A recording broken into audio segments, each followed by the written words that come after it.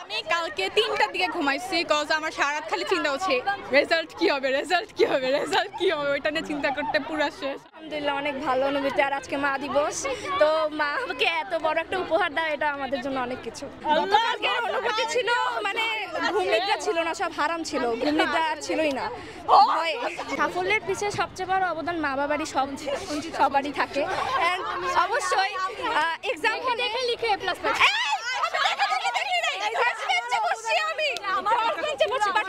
দেখেন আমি বলি ফার্স্ট বেঞ্চে বসে একজন স্টুডেন্ট পাশে যদি টিচার থাকে কিভাবে দেখবো, বাট হ্যাঁ একজন আমি বলবো ও একমাত্র ও আমাকে অনেক অনেক হেল্প করছে। অবদান মা বাবার পরে ও এক্সাম হলে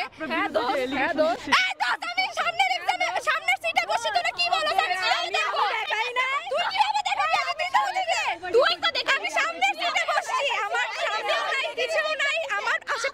আমি এক বেঞ্চে ফার্স্ট বেঞ্চে বসছি, একা একটা মানুষ এক্সাম দিছি। আচ্ছা বাস তুই সব দেখছস, তুই আমার দেখিস না। মিলেমিশে করি কাজ, নাহি জিতি সবাই দেখাইছি, সবাইকে হেল্প করছি, সবাই প্লাস পাইছে। গার্ড অনেক মাশাআল্লাহ ছিল। অনুভূতি কালকের থেকে আজকে অনেক ভালো লাগতেছে কজ আমি রেজাল্টে মানে কি বলবো এসএসসি টাইমে আমি অনেকটা সিক হয়ে গেছিলাম, যে কারণে আমি অনেক ভেঙে পড়ছিলাম, মানে গিভ আপ করে ফেলছিলাম, কিন্তু আমার মা বাবা আমার অনেক সাপোর্ট করছে এবং আমি ওখান থেকে আসতে পারছি। আমি স্টোরি দেখে আসছি, তোরা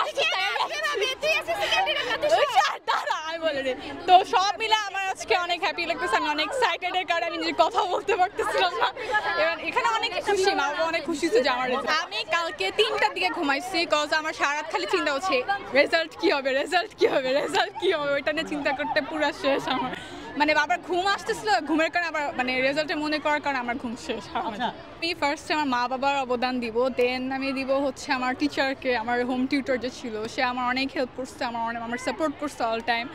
তো সব মিলে আমার মা বাবাকে দিব, কজ তারা না থাকলে হয়তো আমি এই পর্যায়ে আসতে পারবো। সব মিলে বলবো যে আমি আসলে আমার মা বাবাকে অনেক ভালোবাসি। আর মাকে তো যেটা বলি নাই হচ্ছে আমি অল টাইম মাকে বলি আই লাভ ইউ।